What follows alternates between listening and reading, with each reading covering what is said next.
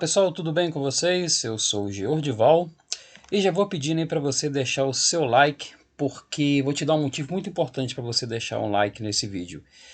Não teve aquela chatice antes de começar o vídeo daquela propaganda enjoada pra caramba do TikTok. Então só por isso já vale um like, não vale? Deixa um like aí pra gente.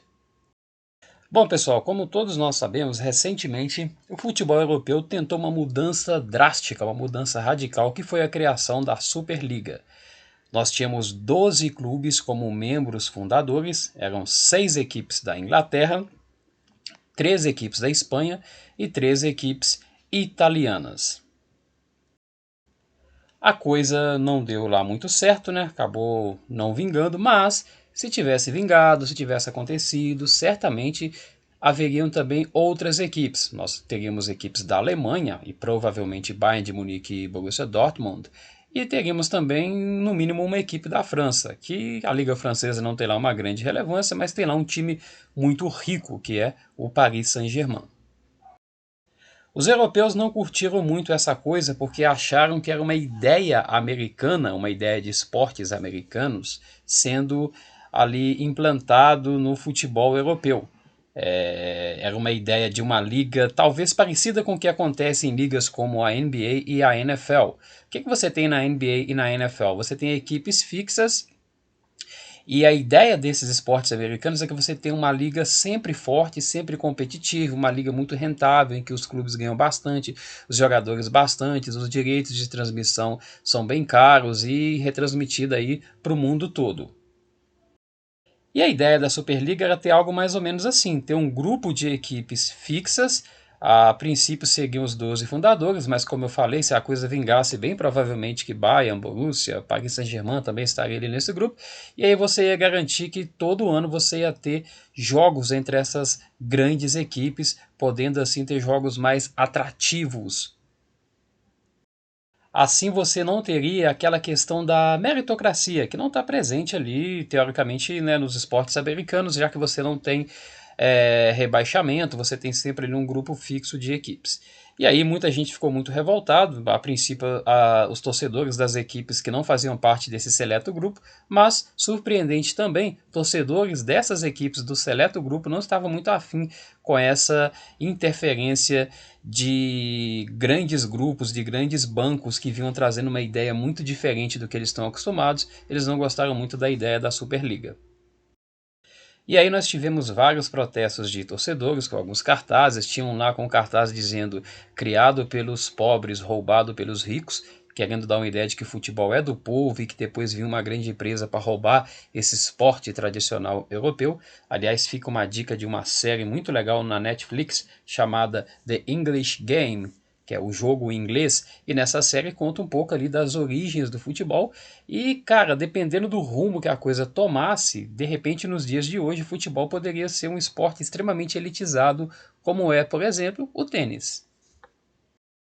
E uma outra faixa de torcedor que chamava muita atenção é uma que dizia Money can't buy fans, o dinheiro não pode comprar torcedores. E eu fiquei pensando, será que não? Bom, entre os membros fundadores da Superliga, você tinha equipes extremamente tradicionais, que são fortes e têm uma força construída ao longo dos anos, equipes super tradicionais como Real Madrid, Barcelona, Liverpool, Manchester, Milan, Juventus e tal.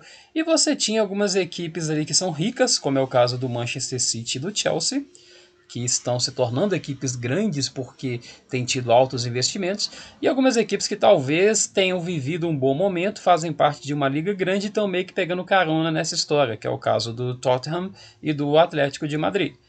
Sinceramente, se a gente for pensar historicamente, vou citar aqui 3 equipes que, a meu ver, são historicamente maiores do que Tottenham e Atlético de Madrid. Podemos falar do Ajax, o Ajax que é tetracampeão europeu, podemos falar aqui do Benfica e do Porto, 2 equipes que são bicampeãs da Champions League. Então são equipes, a meu ver, mais relevantes aí do que Tottenham e Atlético de Madrid, mas infelizmente fazem parte de uma liga um pouco mais fraca, é uma liga que hoje serve mais para revelar e vender jogadores, pouco parecido com a nossa, né? Mas olha que a nossa ainda revela e vende para eles primeiro antes de vender para os outros gigantes europeus.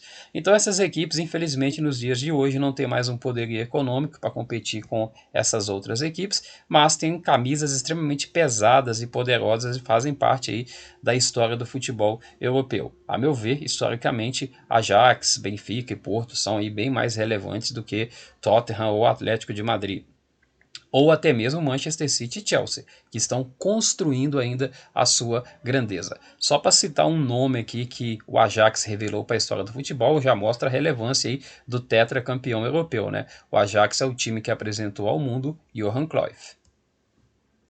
Mas esses times fundadores aí da Superliga e também outras equipes que não faziam parte, como o Bayern de Munique e o PSG, eles não são apenas forças nacionais ou forças continentais. Essas equipes são grandes marcas mundiais.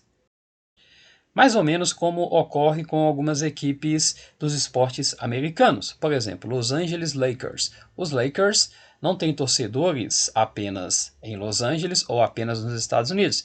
Têm torcedores no mundo inteiro. Pessoas que talvez nunca tenham a oportunidade de ir até Los Angeles, pessoas que talvez nem falem inglês, mas que são fãs do basquete do Los Angeles Lakers. Assim como ocorre com um clube como o Real Madrid, por exemplo. O Real Madrid não é só um clube de Madrid, só da Espanha, é um clube que tem torcedores em todas as partes do mundo. E aí, mesmo caso, pessoas que talvez nunca tenham a oportunidade de ir à Espanha para assistir um jogo do Real Madrid, mas que consomem produtos do Real Madrid, seja lá onde elas vivam. E é sempre importante lembrar que estamos num mundo globalizado. Assim como nós temos, historicamente aqui no Brasil, torcedores de algumas regiões onde não tem times tão populares, times tão relevantes, e eles acabam torcendo para equipes grandes de São Paulo ou do Rio de Janeiro, hoje, assim como antigamente uma pessoa ligava a televisão para ver um jogo do Flamengo no domingo à tarde, hoje é muito simples ligar a televisão no domingo à tarde e ver um jogo do Real Madrid. Então, assim como grandes clubes em um país acaba se tornando uma grande marca nacional, hoje os grandes clubes europeus são também grandes marcas mundiais. E o que faz uma equipe se tornar uma grande marca mundial? Conquistas e também a presença de grandes astros. Na NBA, por exemplo, a gente pode falar de caras como Kobe Bryant, LeBron James e Michael Jordan. Esses caras contribuíram para que equipes como Chicago Bulls e Los Angeles Lakers tivessem fãs espalhados pelo mundo todo. Eu conheço pessoas que lá nos anos 90 eram fãs do Chicago Bulls, consumiam produtos do Chicago Bulls, torciam para o Chicago Bulls e que depois, quando Jordan parou de jogar, foram torcer para o Lakers por causa do LeBron James e do Kobe Bryant. Assim como algumas pessoas gostavam do Manchester United por causa do Cristiano Ronaldo, passaram a gostar do Real Madrid e hoje gostam da Juventus por causa do Cristiano Ronaldo. Claro que Manchester, Real Madrid e Juventus são grandes marcas, são clubes históricos bem poderosos, mas a presença de um grande astro sempre ajuda a levantar um pouquinho o nome da equipe.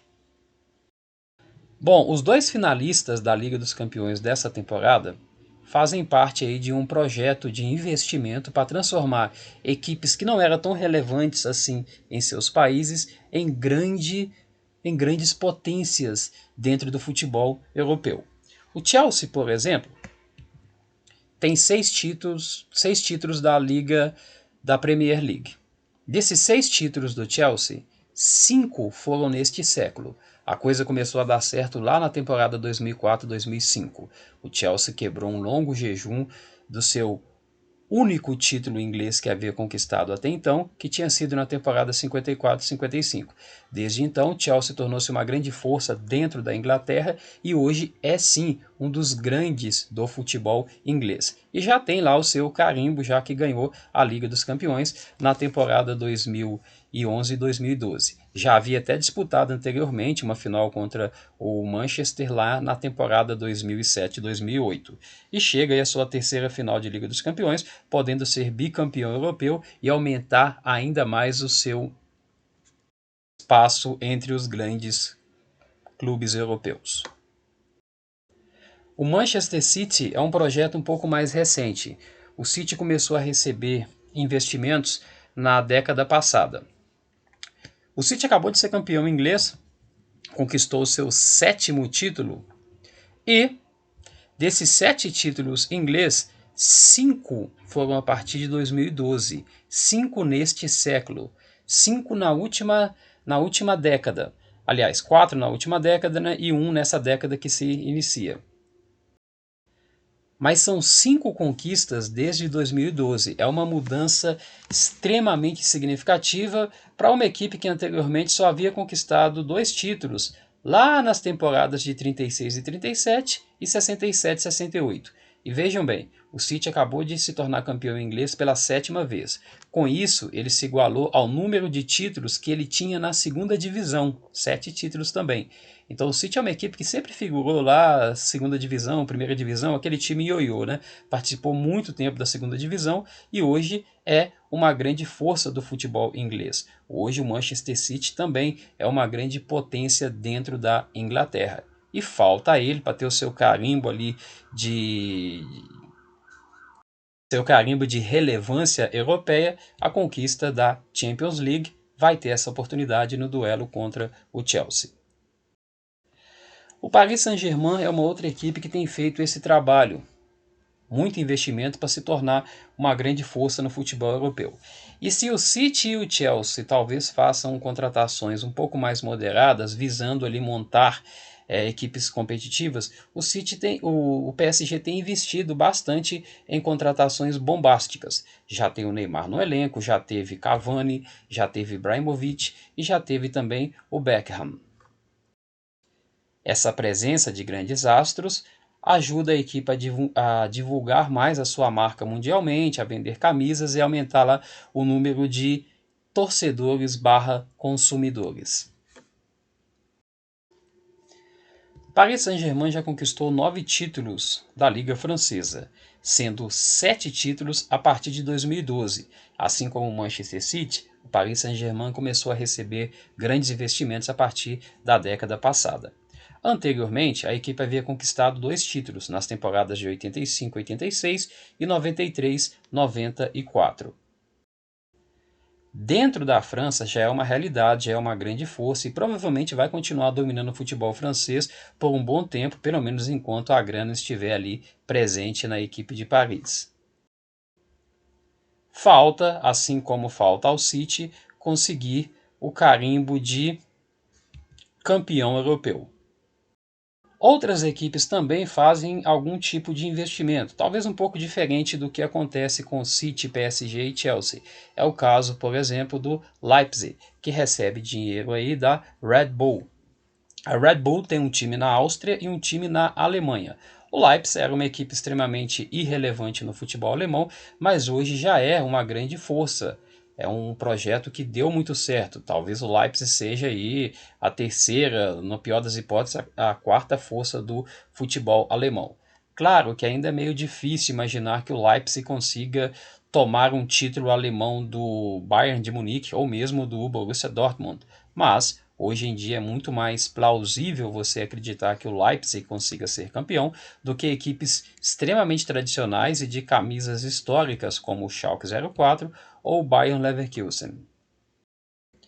E aí, nessa onda de investimentos e de equipes medianas ou irrelevantes se tornando grandes forças no futebol europeu, a gente pode passar a ter no futuro equipes extremamente tradicionais, cada vez mais fracas e talvez até definitivamente sumindo do cenário europeu.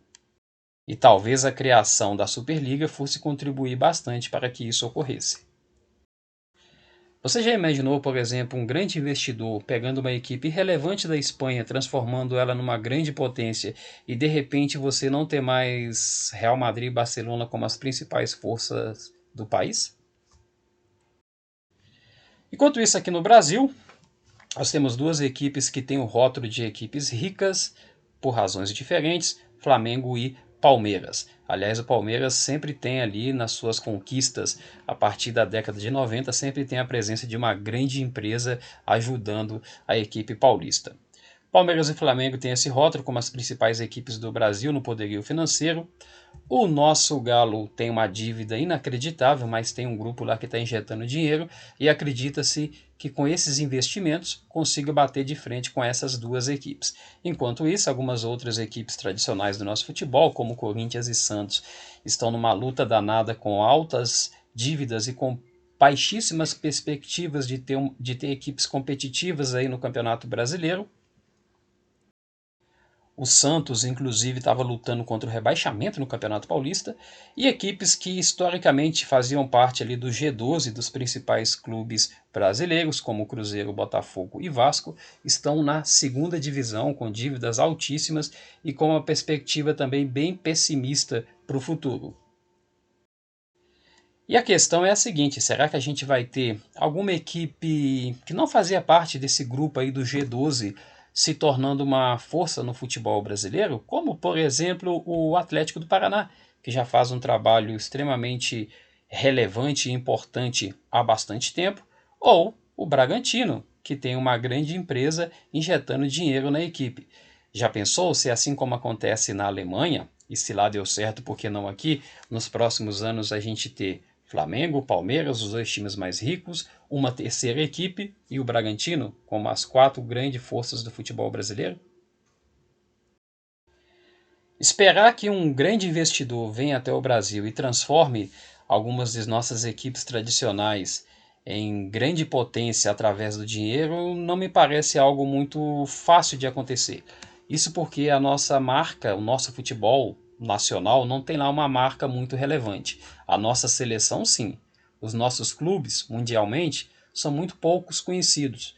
Na verdade, se você pegar uma camisa do Flamengo e do Corinthians e mostrar para pessoas ao redor do mundo e uma do Sunderland, adivinha qual clube será mais conhecido?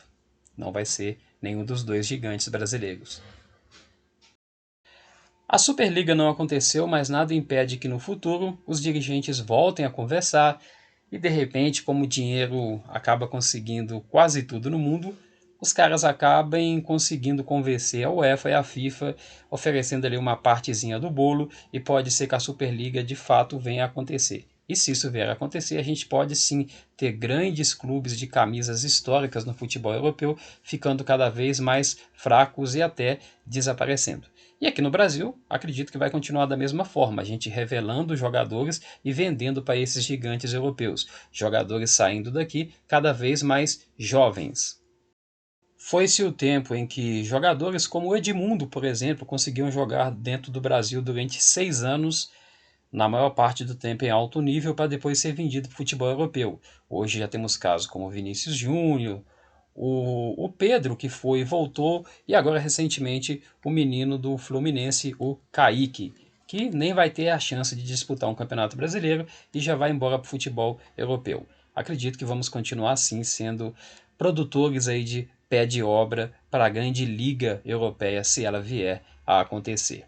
E aí não se assustem se no futuro a gente tiver, por exemplo, torcedores de algumas regiões do Brasil onde não há clubes tão grandes e tão relevantes torcendo para times europeus, porque geralmente torcedores de alguns estados do Brasil, onde não tem times grandes, acabam torcendo para Flamengo, Corinthians, e assim como eles torciam para Flamengo e Corinthians porque ligava a televisão e via essas equipes jogando, hoje é muito fácil ligar a televisão e ver um grande clube europeu jogando. Então pode ser que a gente tenha no futuro esse tipo de torcedor aqui no Brasil. E não se assuste também se em grandes centros de futebol como o Rio e São Paulo, a gente começar a ter também torcedores desses gigantes europeus em detrimento dos nossos clubes. Pessoal, mais uma vez, se vocês gostaram do vídeo, deixa um like aí que dá aquela força. Deixe nos comentários aí o que vocês acharam da ideia da Superliga. Se vocês acham que era uma boa ideia, uma ideia ruim, se vocês acham que essa ideia pode vingar no futuro. E comentem também se vocês acham que de fato o dinheiro não pode comprar torcedores. Ou se vocês acham que na verdade no futuro a tendência é que a gente tenha muito mais consumidores do que necessariamente torcedores. Um abraço a todos vocês e até o próximo vídeo.